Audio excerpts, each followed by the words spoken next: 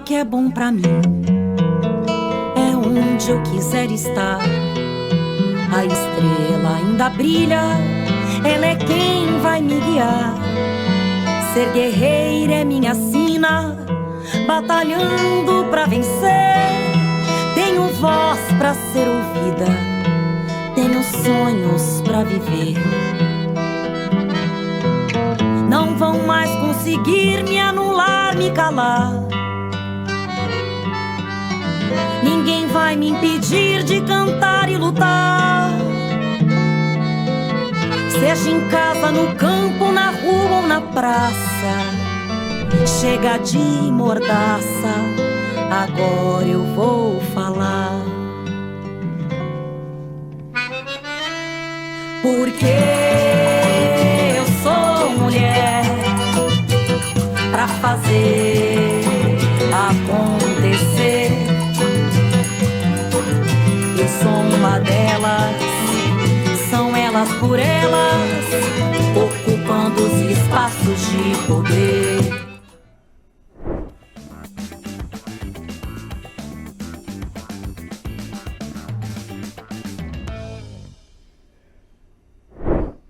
Olá, muito prazer. Eu sou Carla Silva Coser, vereadora aqui da cidade de Vitória, capital do Espírito Santo, e estou com vocês hoje no TV Elas por Elas para falar sobre violência política às jovens mulheres no espaço de poder. Agradeço muito esse convite do PT Nacional, porque eu acho fundamental que a gente discuta isso com as nossas mulheres, principalmente com as jovens mulheres que estão entrando na política. Contar um pouquinho para vocês da minha história, então. Eu tenho 32 anos. E disputei as eleições de 2020 pela primeira vez, foi quando eu decidi ser candidata. Mas eu sempre participei da política, eu sou filha de um dirigente partidário aqui do PT, e há muito tempo já participava da juventude do Partido dos Trabalhadores, participava das ações, participava das eleições e sempre estive nos bastidores. Em um determinado momento, eu cheguei à conclusão, avaliando inclusive que a participação feminina na política era muito pequena, que eu não queria só estar nos bastidores, que eu queria disputar a eleição e ocupar esse espaço, porque as mulheres são muito minoria na política e não na sociedade. Segundo os dados que nós temos hoje em dia, o Brasil, 51,1% da população são de mulheres. Isso significa que nós somos a maioria da população. Mas quando a gente pensa a representatividade, a gente não vê isso no nosso Congresso Nacional, nas nossas Assembleias Legislativas e nem nas câmaras de vereadores. Atualmente, as mulheres são aproximadamente 15% na política, e isso é muito pequeno, porque nós temos uma legislação que deveria garantir pelo menos 30% da participação feminina na política. Nesse processo, quando eu decidi ser candidata, a gente passou por diversos desafios numa compreensão de que a gente sabe que a mulher, quando ela participa da política, ela passa pelos mesmos desafios que os homens, mas ela precisa se provar ainda mais na sua capacidade, na construção dessa figura política, porque ela é questionada a todo momento se ela vai ter capacidade de ocupar aquele espaço, ela é perguntada quem vai cuidar dos filhos, ela é perguntada se o marido acha que está tudo bem, mas para os homens essas questões não são colocadas. Quando eu disputei a eleição, eu tive 1.961 votos, sou a única vereadora do PT aqui na cidade de Vitória, e tenho uma colega vereadora na Câmara que é composta por 15 vereadores. Na cidade de Vitória, nos últimos 20 anos, a gente só elegeu uma mulher vereadora e ela teve 5 mandatos. E pela primeira vez, depois desses 20 anos, nós conseguimos eleger 2 mulheres vereadoras. Mas isso é muito pouco também comparado com a nossa sociedade. Nós temos um recorde o Partido dos Trabalhadores conseguiu, e graças a programas como Elas por Elas, a ampliar a participação feminina e principalmente das mulheres jovens na política, por conta de fortalecimento dos programas como Elas por Elas e também do Representa, que nas eleições de 2020 foram fundamentais para a construção das nossas candidaturas, viabilizando a nossa competitividade, concursos de formação e também com recurso financeiro, porque a gente sabe que não dá para fazer campanha se a gente não tiver recursos, se a gente não tiver dinheiro. Então, parabenizo mais uma vez o PT por isso e provoco os partidos que estão nos assistindo, que eventualmente vão acompanhar essas aulas, para que façam o mesmo. O PT é um partido que conseguiu, a partir da paridade de gênero nas direções partidárias, garantir a participação feminina nesses espaços, e muitas mulheres foram forjadas nessa luta. Eu sempre tive que participar como cotas de mulheres nesses espaços, e cotas de juventude, cota de mulher, e a gente percebeu que isso com certeza fortaleceu a minha figura política. Então, eu faço sempre essa provocação nos espaços, que é a garantia da direção nacional de que as mulheres façam parte, que a juventude faça parte da direção do Partido dos Trabalhadores.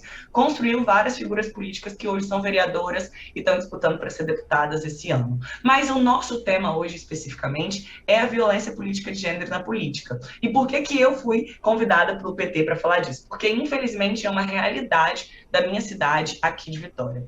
Quando eu disputei a eleição, eu achei que o processo mais difícil seria, de fato, ser candidata. Era disputar esse espaço, conseguir alcançar os votos, convencer as pessoas do meu projeto político. Mas eu não imaginava que muito mais difícil do que ganhar a eleição seria me manter dentro do mandato diante de tamanhos ataques que eu sofro todos os dias por ser uma mulher jovem de esquerda. E aí a gente tem uma legislação super nova que eu vou ler aqui para vocês. A Lei de 14.192, de 4 de agosto de 2021, dispõe sobre a prevenção, repressão e combate à violência política contra a mulher, nos espaços e atividades relacionados ao exercício de seus direitos políticos e de suas funções públicas. Considera-se violência política contra a mulher toda ação, conduta ou omissão com a finalidade de impedir, obstaculizar ou restringir os direitos políticos da mulher.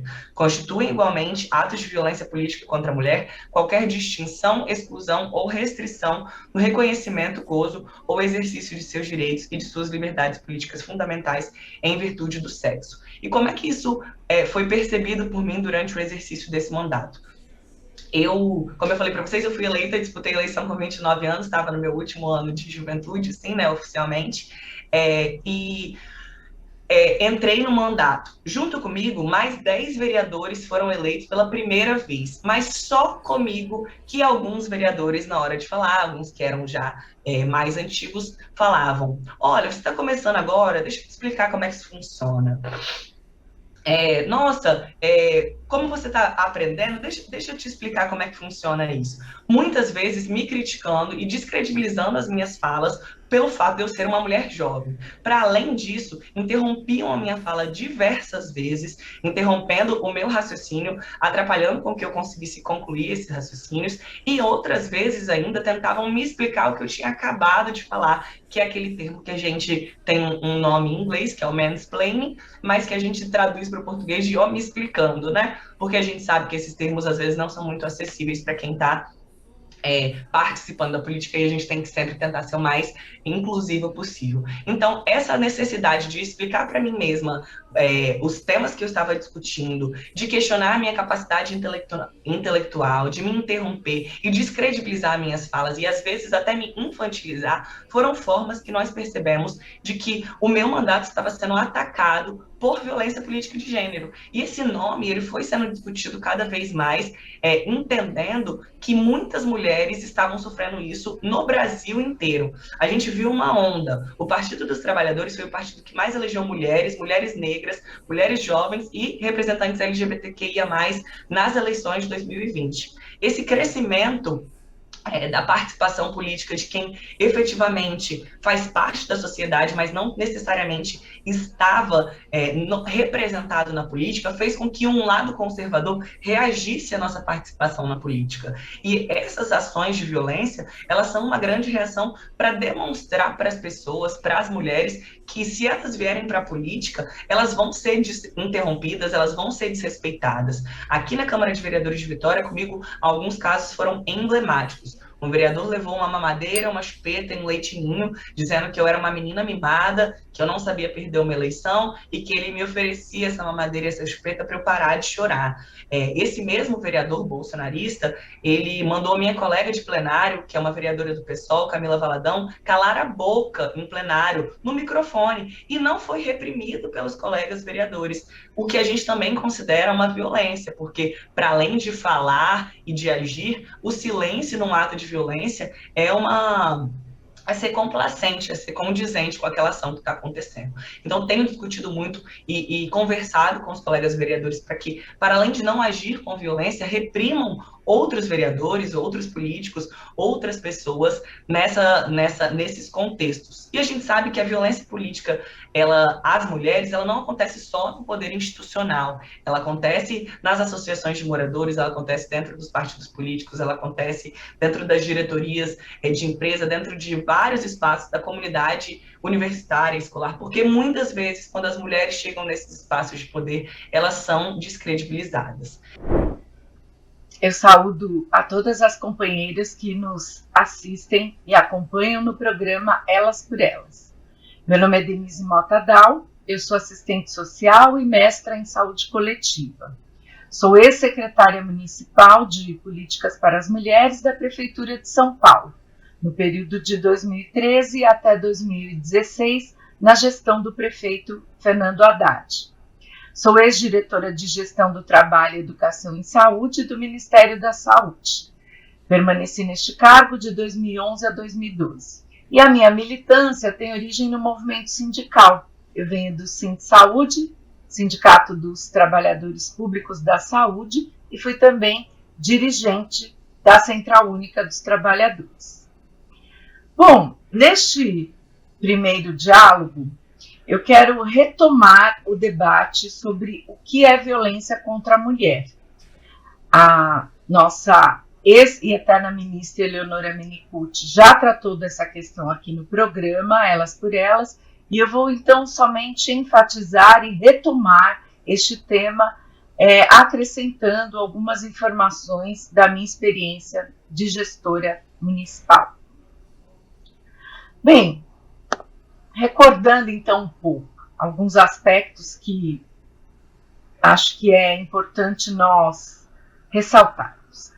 A violência de gênero ou sexista é um problema que atinge milhões de mulheres no Brasil e no mundo, a ponto de a Organização Mundial de Saúde passar a considerá-la, desde 2015, como uma epidemia mundial, que gera sequelas físicas e psicológicas e é uma das mais frequentes violações dos direitos humanos.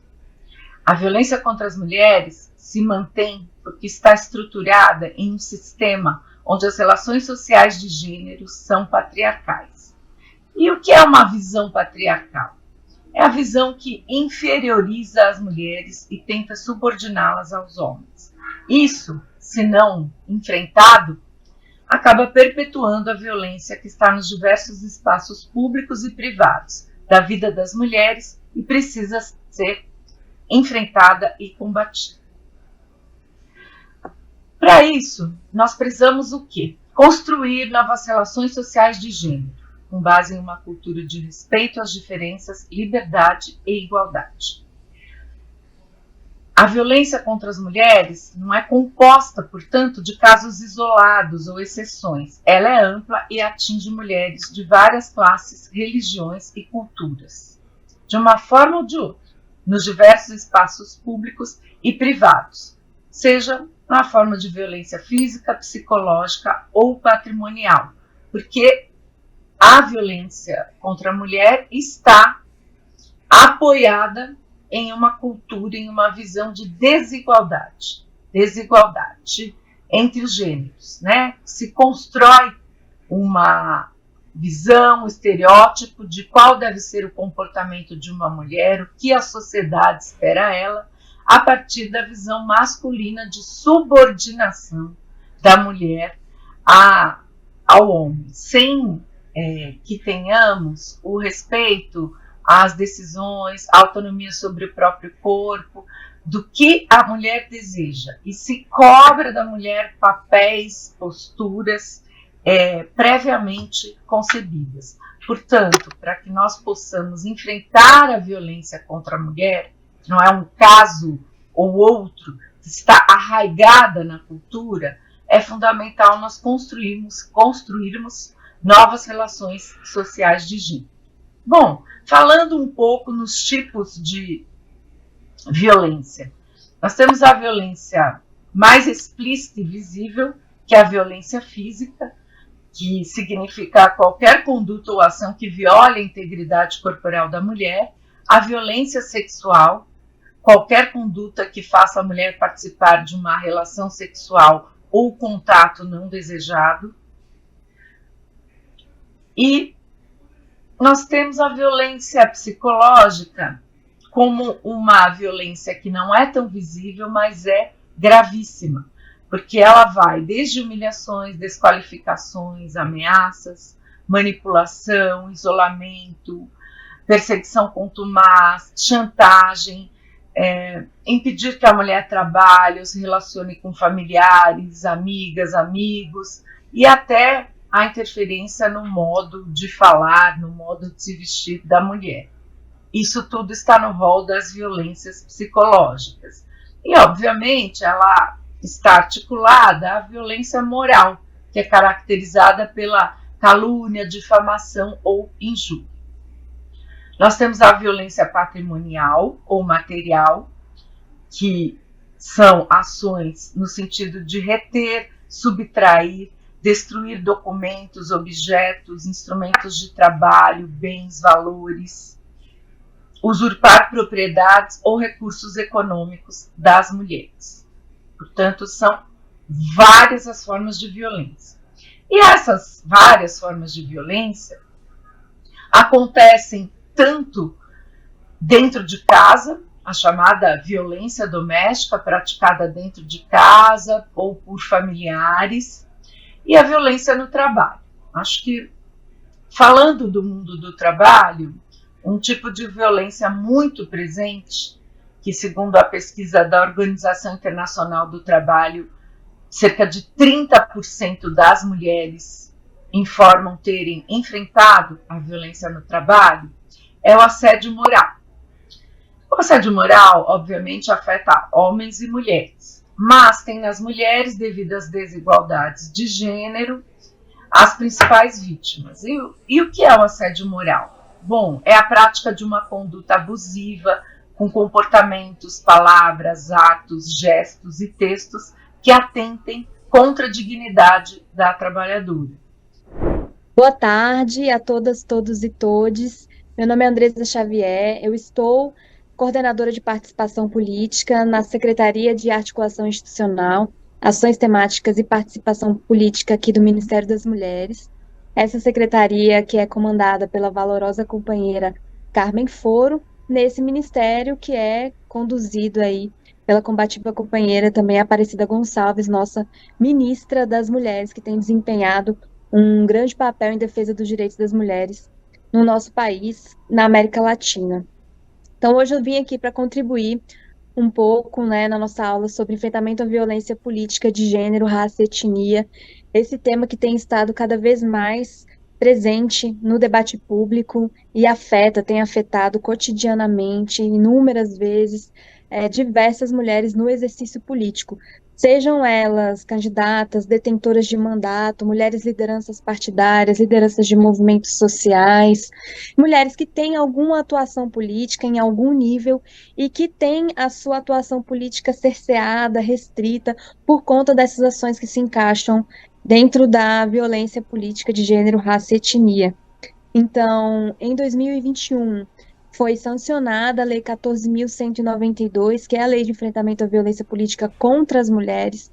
Importante dizer que a lei não trata da palavra gênero, porque naquele momento, na correlação de forças que nós tínhamos no Congresso Nacional, o que deu para avançar foi para colocar contra as mulheres, não violência política de gênero, raça e etnia, que é o que na nossa percepção consegue abranger a nossa diversidade de mulheres brasileiras, né?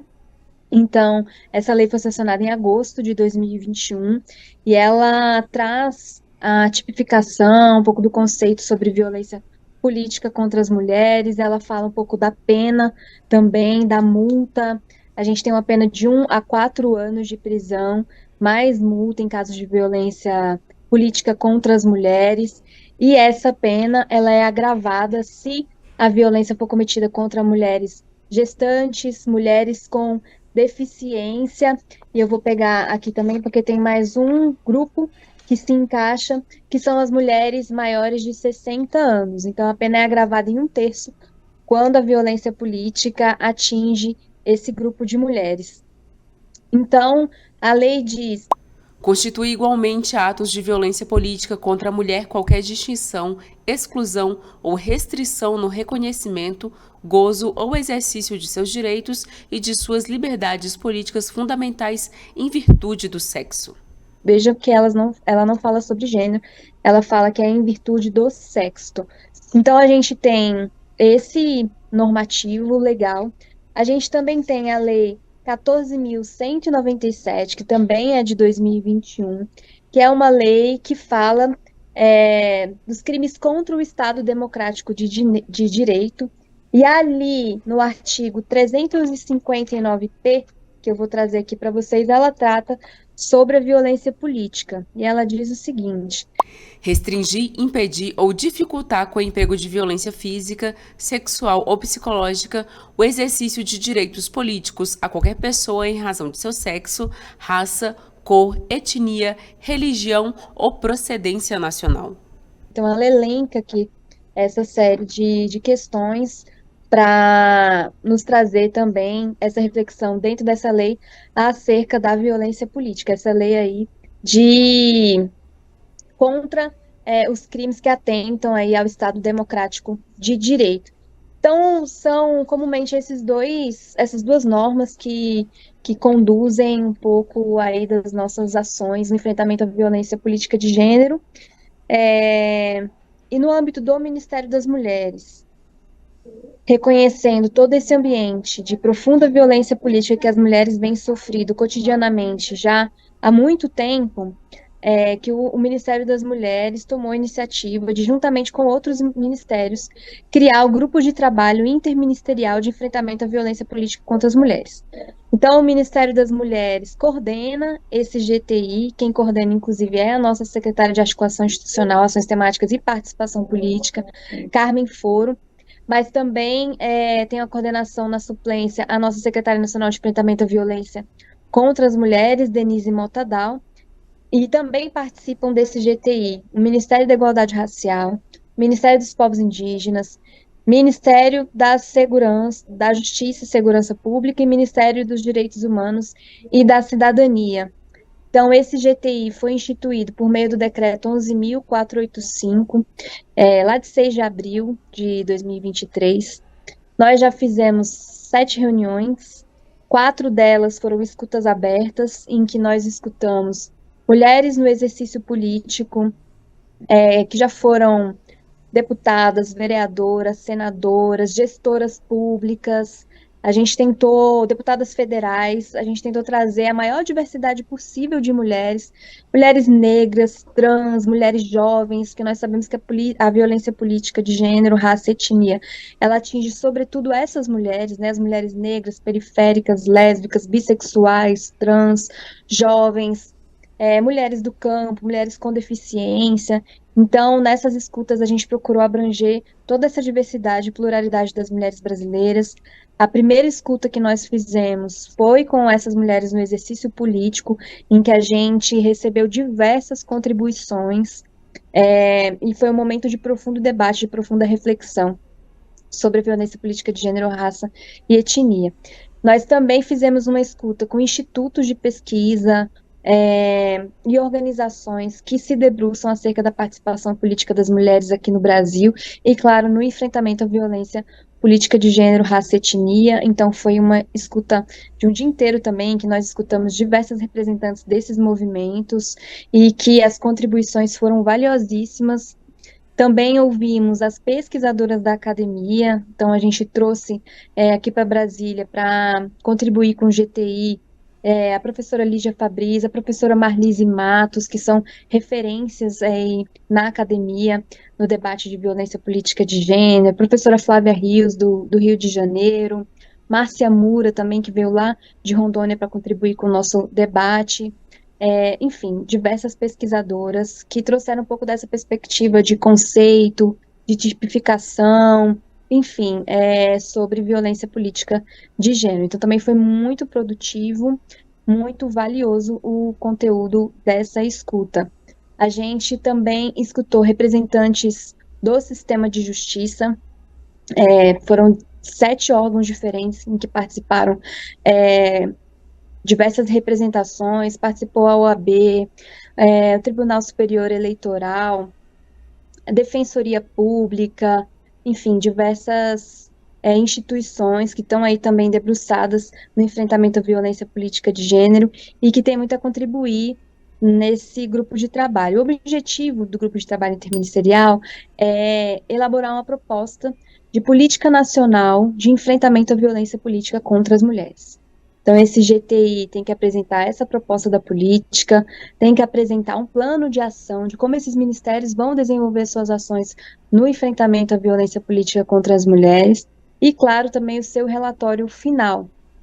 Então, esse GTI eu tenho certeza que está movimentando muito a esplanada nesse debate e que vai trazer uma contribuição muito importante do Ministério das Mulheres no âmbito do enfrentamento à violência política de gênero, raça e etnia. A gente sabe o quanto que nós mulheres estamos sofrendo e quanto a gente tem que continuar lutando para ocupar esses espaços de poder, para permanecer e ampliar a nossa participação nos espaços de poder, né? A gente tem aí um time valoroso de ministras no governo Lula, a gente tem um time valoroso de deputadas federais, deputadas estaduais, vereadoras, prefeitas, e o que a gente quer é que, além da permanência dessas mulheres, a gente possa ampliar a participação das mulheres nesses espaços de poder e decisão.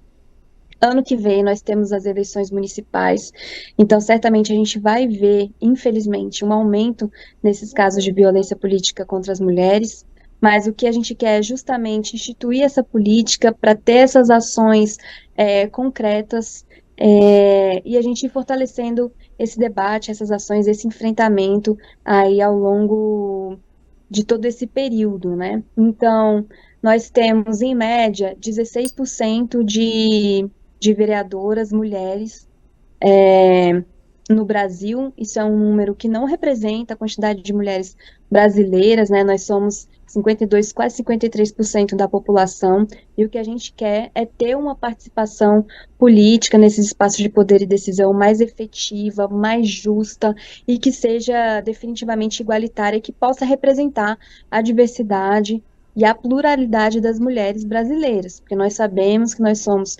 majoritariamente mulheres negras, mulheres indígenas, jovens, mulheres lésbicas, bissexuais, trans, mulheres idosas, mulheres do campo, enfim, tem uma diversidade muito grande de mulheres, e o que a gente quer é que essa diversidade esteja representada nos espaços de poder e decisão. Mas a violência política de gênero, raça e etnia, ela é uma estratégia patriarcal para restringir a nossa participação política e a ocupação das mulheres em toda a nossa diversidade nesses espaços de poder e decisão.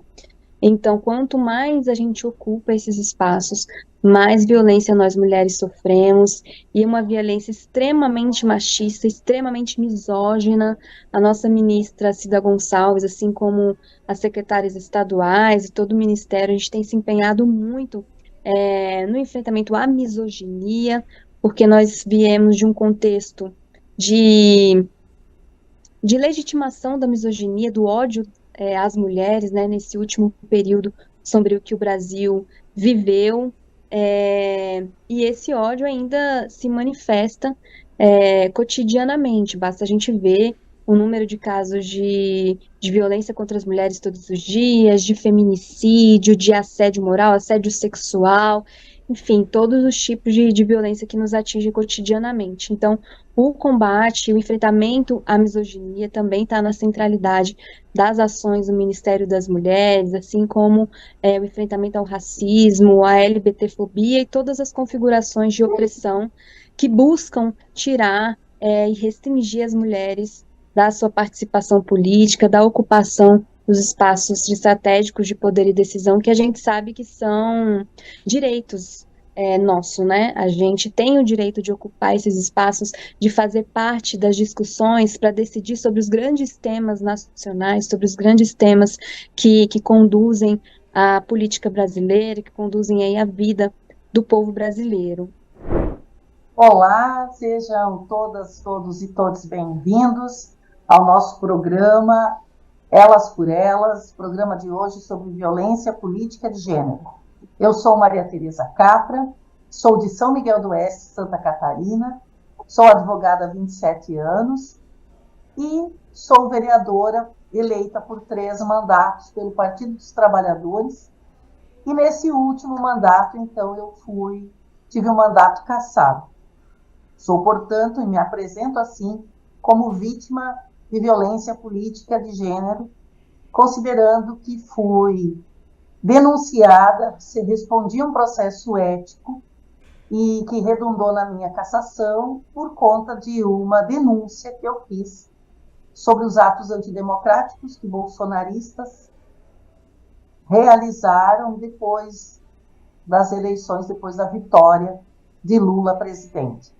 Em frente a um quartel do Exército, onde pessoas, em torno de 300 pessoas, reuniram-se pedindo intervenção federal, intervenção militar e anulação das eleições, fizeram um gesto semelhante ao Sieg Heil, que é o gesto nazista, cantando o hino nacional.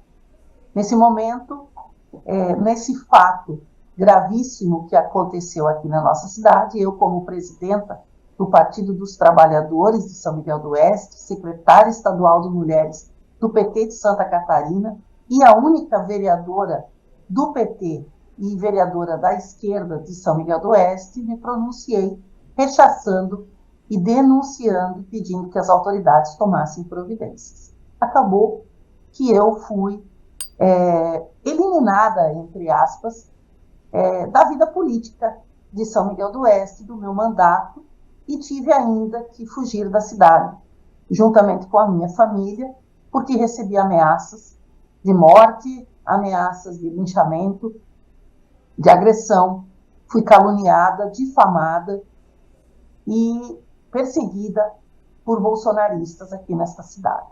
Permaneci fora do meu estado, permaneci em Porto Alegre durante 4 meses e retornei em fevereiro de 2023, no dia 4 de fevereiro, quando fui participar, então, da sessão que decidiu pela cassação do meu mandato.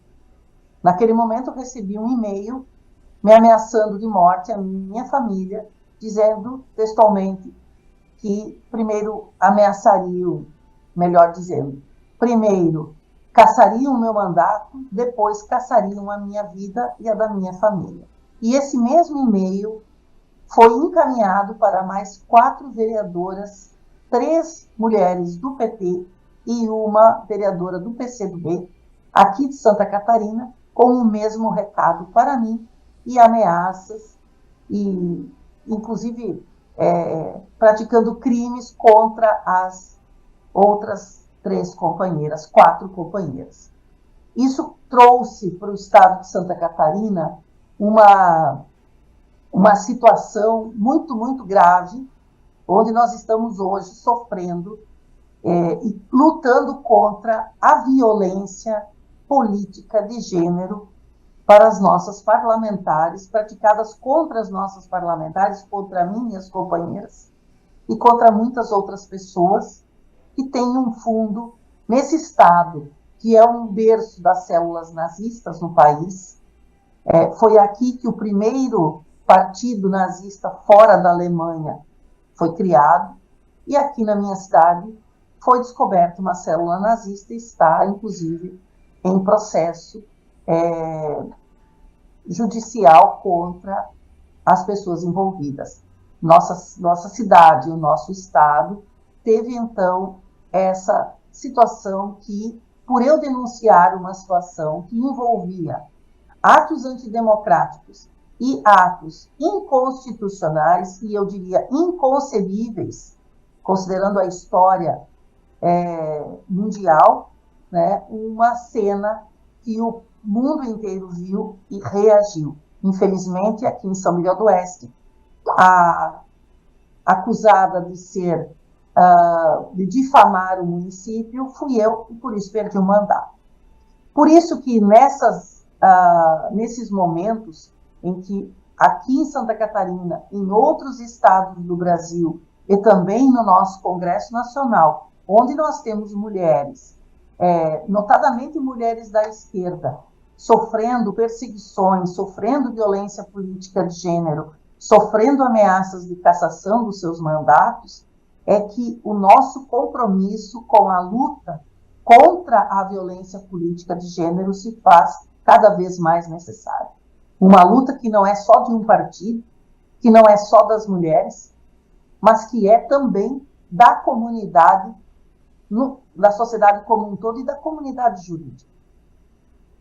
O Código Eleitoral prevê, a partir de 2021, novos dispositivos que devem ser utilizados para combater a violência política de gênero. Dispositivos legais, e são 2 artigos do Código Eleitoral, e que trazem, então, a possibilidade de punir, né, e de considerar essas práticas atentatórias ao direito das mulheres de participação política como crime e, portanto, responsabilizar os autores dessas práticas. No entanto, nós temos percebido, tanto pela minha própria experiência como uma vítima de violência política, quanto como advogada também, que há uma dificuldade ainda muito grande no entendimento, no conhecimento desta lei, por parte das próprias vítimas e dos partidos políticos, mas também das próprias estruturas policiais e judiciárias, que no momento em que se vai procurar a polícia para registrar um caso de violência política de gênero, lamentavelmente se tem muita dificuldade de se fazer compreender, porque há uma cultura introjetada nas pessoas, há essa crença de que a violência na política é uma coisa banal e é própria da política. No entanto, a gente sabe que não é assim. A violência política, ela é eminentemente de gênero. Ela atinge basicamente as mulheres, negros e negras, pessoas LGBTQIA+, e também o que nós consideramos gravíssimo, que são as pessoas de esquerda. Porque junta, nesse aspecto, uma condição pessoal e uma condição ideológica. Então, hoje nós vivemos num país que, lamentavelmente, persegue as pessoas, fundamentalmente mulheres, de esquerda, e que têm um posicionamento diverso daquilo que se espera, entre aspas, entre muitas aspas, de um comportamento normal das mulheres na política, que é o mesmo comportamento que se espera das mulheres na sociedade, um comportamento muitas vezes subserviente e um comportamento de aquiescência à decisão de algumas pessoas, ou daqueles, notadamente os homens, que comandam os espaços de poder.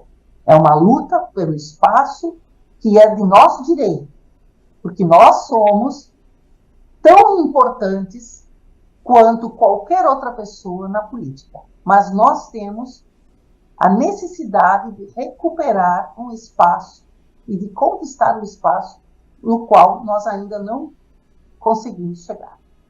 Uma outra situação que eu considero bastante importante, que aconteceu comigo e que eu acredito ser fundamental para que nós não passemos por isso novamente, que evitemos comportamentos desta natureza ou decisões equivocadas, foi uma notícia crime apresentada, uma notícia de fato apresentada pela deputada do Mato Grosso do Sul, nossa companheira Camila Jara, que imediatamente ao resultado da sessão que cassou meu mandato, ela fez uma notícia crime, apresentou uma notícia de fato à Justiça Eleitoral aqui em São Miguel do Oeste.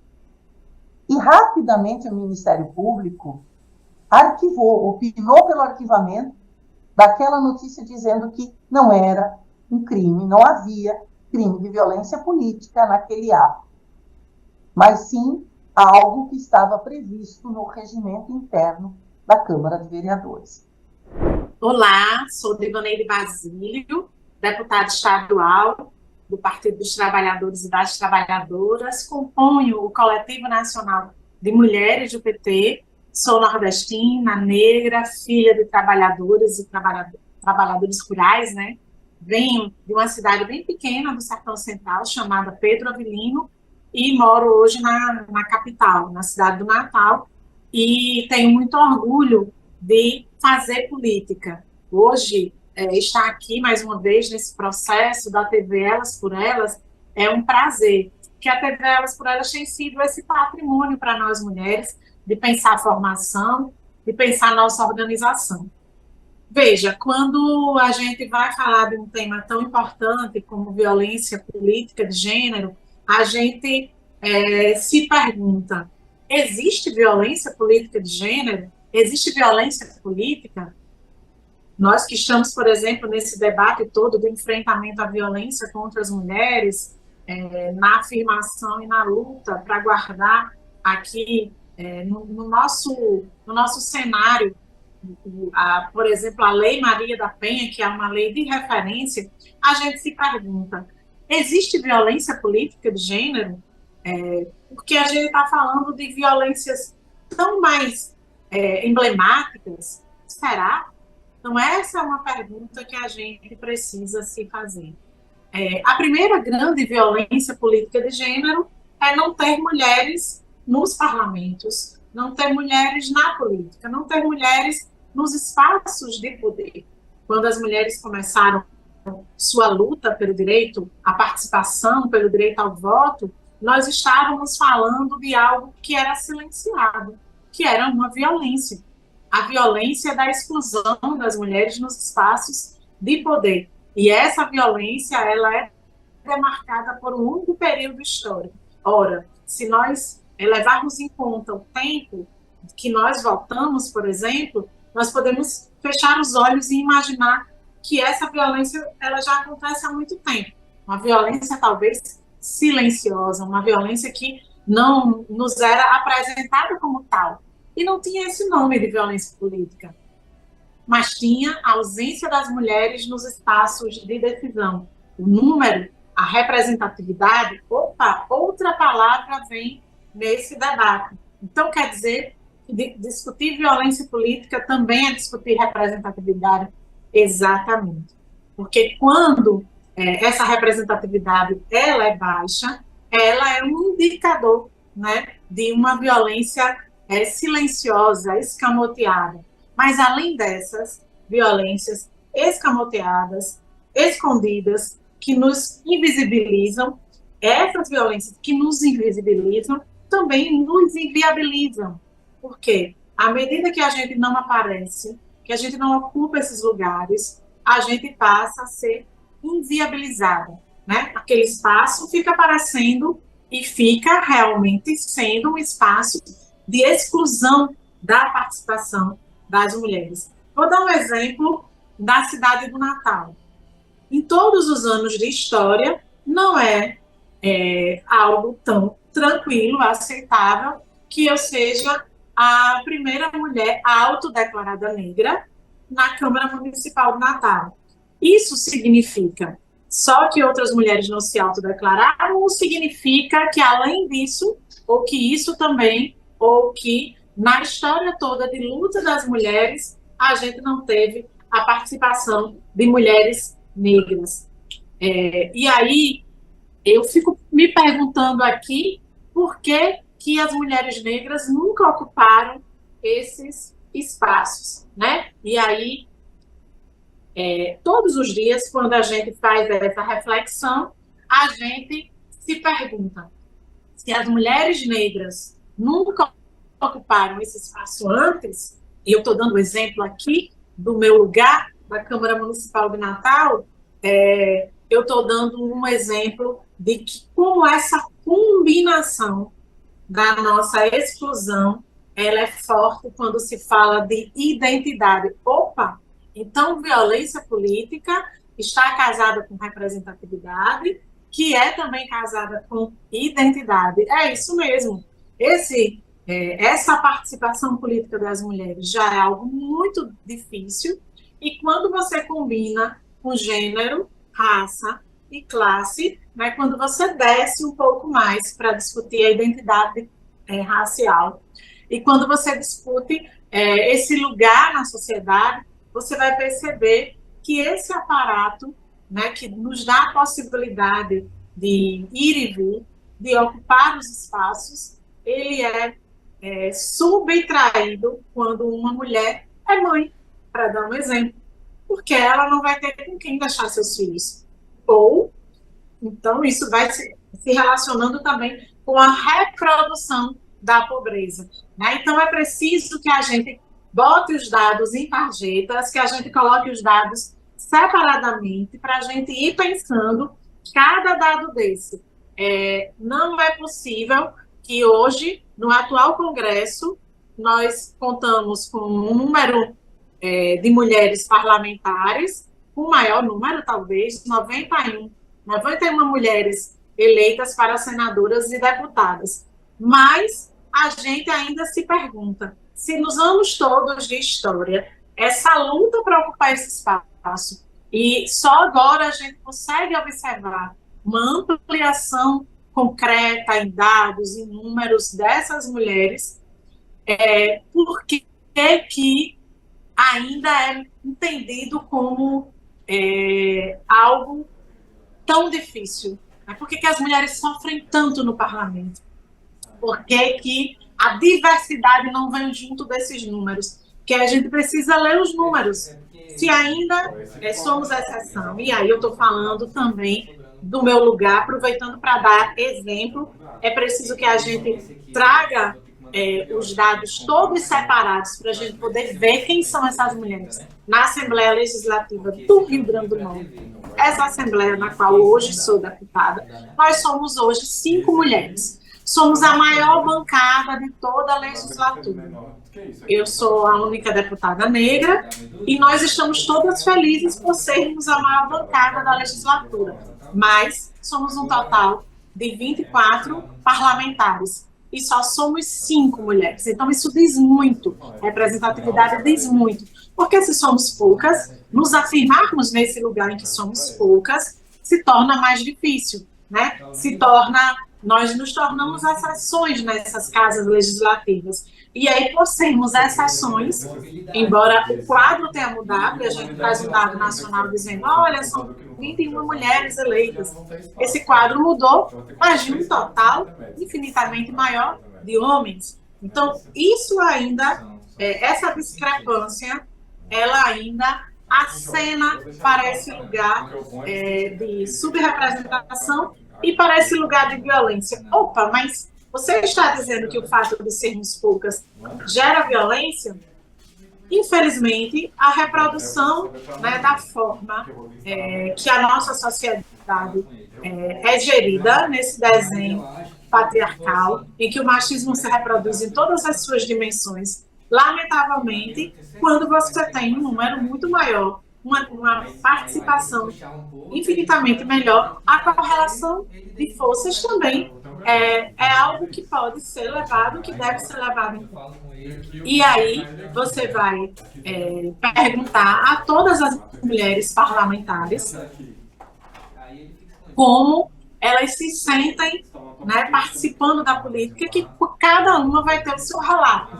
Então não traríamos aqui apenas esse elemento, digamos assim, subjetivo. Mas esse elemento subjetivo tem que ser levado em conta. Porque a violência política, ela começa desse não lugar. Então, a gente precisa entender. Esse não lugar, ora, eu estou nesse lugar, mas esse não é o meu lugar, né? Por quê? Porque nesse lugar eu não me sinto à vontade. Porque nesse lugar eu sou minoria. Temos visto nos noticiários, né, um crescente número de mulheres parlamentares nas diversas esferas sofrendo casos de violência política de gênero. Então, não é subjetivo, é objetivo. É preciso massificar o conhecimento das mulheres que ocupam esses cargos de poder e decisão para informar que a maioria das mulheres que acredita que as agressões no meio da política traz para elas esse lugar de você não vai aguentar, né? Não serve para a política. Lá vem junto, né? Uma agressão vem junto com a sua diminuição da possibilidade de ocupar esse espaço. Olá a todas, todos, todes. Eu me chamo Paulo Rodrigues, eu sou uma mulher indígena. Hoje estou coordenadora geral de prevenção à violência na Secretaria Nacional de Enfrentamento à Violência aqui do Ministério das Mulheres. Tenho uma longa atuação já no movimento feminista, no movimento indígena e em lutas que contemplam aí a questão ambiental. E hoje estou aqui nessa função também de formular, produzir, implementar política para as mulheres em âmbito federal. Hoje a gente vai conversar um pouquinho sobre violência política de gênero, entender, né, melhor o que é esse tipo de violência, que apesar de ser muito antiga no Brasil, né, e nas nossas estruturas de Estado e do fazer da política institucional, mas não só, muito recente a nominação e o reconhecimento desse tipo de violência como um crime, né? A Lei 14.192 de 2021 estabelece normas para prevenir, reprimir e combater a violência política contra a mulher nos espaços e atividades relacionados ao exercício de seus direitos políticos e de suas funções públicas, e para assegurar a participação de mulheres em debates eleitorais, e dispõe sobre os crimes de divulgação de fato ou vídeo com conteúdo inverídico no período de campanha eleitoral. Então, para iniciar, violência política de gênero é aquela que está baseada na diferença entre mulheres e homens, e vinda exatamente de uma sociedade pautada pela misoginia, pelo patriarcado, pelo machismo, e que, sobretudo, atinge as mulheres, né, nas suas inúmeras diversidades e identidades de gênero, né, uma violência que atinge sobremaneira, em sua maioria das vezes, as mulheres.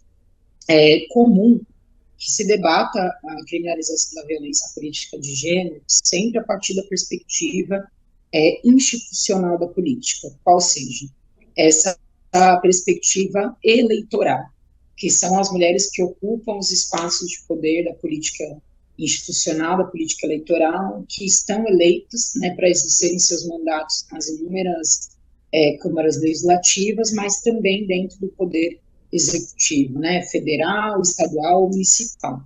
E exatamente por ocuparem esse espaço que historicamente não é dado direito às mulheres ocupar, né, dentro da estrutura do patriarcado, é que sofrem violências como forma de as retirar e de as desmotivar a participar dos espaços dessa liderança política. E a gente tem assistido, né, vários casos no Brasil de mulheres que estão eleitas, vereadoras, deputadas estaduais e deputadas federais, e que sofreram uma série de assédios sexuais, morais, ameaças em redes sociais, por ocuparem espaços de luta importante. Mas o que a gente tem presenciado também é que essas mulheres que estão sofrendo ameaça nos seus espaços de liderança também são mulheres defensoras de direitos humanos. E as coisas se relacionam, né? Porque dentro de uma estrutura machista e misógina como a que a gente vivencia, enfrentar esses processos significa também se colocar numa posição que a sua liderança vai ser ameaçada pelos homens, né? Só que eu acho que a gente tem outras tantas frentes necessárias desse debate sobre violência política de gênero.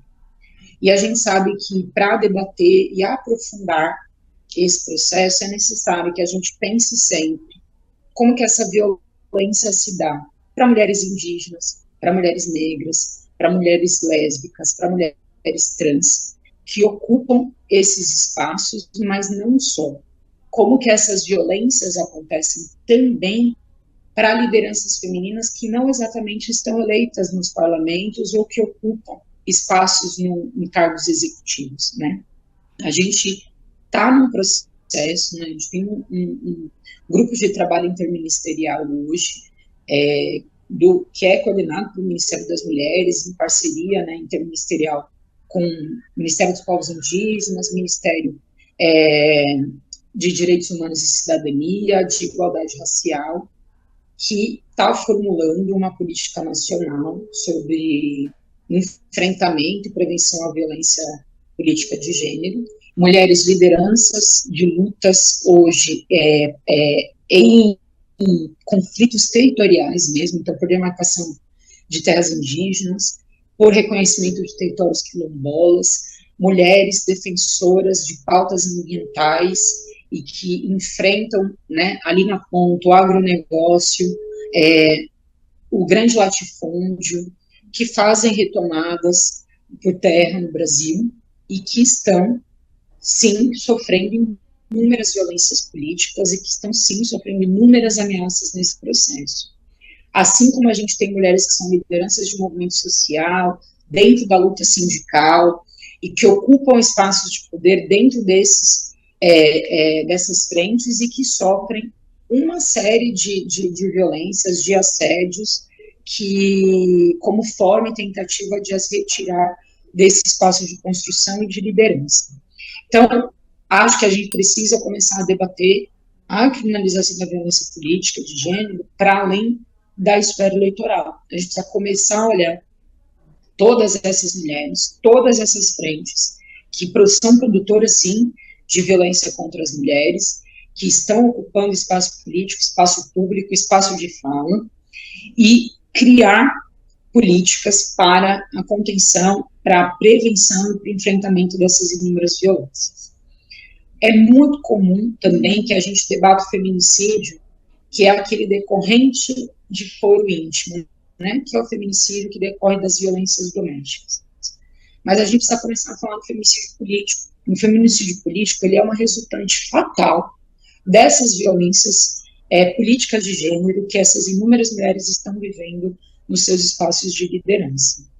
Então, a nossa perspectiva de debate de violência política de gênero, ela tem sido, sim, aprofundada como forma de rediscutir as estruturas da sociedade, de garantir a visibilidade necessária para essas mulheres, mas não só, a proteção necessária para essas mulheres, mecanismos protetivos, mecanismos de enfrentamento e combate a essas violências e mecanismos de sensibilização da sociedade para que a sociedade consiga compreender que isso tudo é fruto, sim, primeiro, né, de um período longo que a gente passou, né, que foram dos últimos 6 anos, desde o golpe da presidenta Dilma, de incentivo misógino. E o que é essa misoginia? Desse ódio contra as mulheres.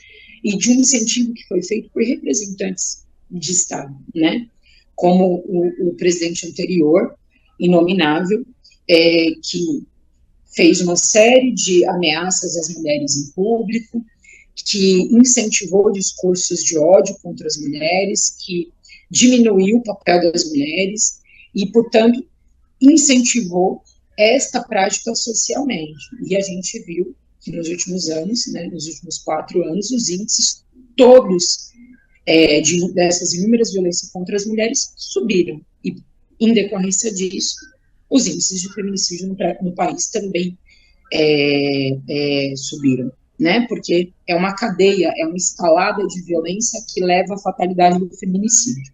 Quando a gente pensa em feminicídio político, não é diferente. Quantas lideranças a gente viu serem mortas dentro da sua luta no território. Em 2022, ao menos 1.410 mulheres foram assassinadas por serem mulheres. Este número representa um aumento de 5,5% em relação a 2021, quando foram registrados 1.337 casos. É também o número mais elevado de toda a série histórica iniciada em 2015.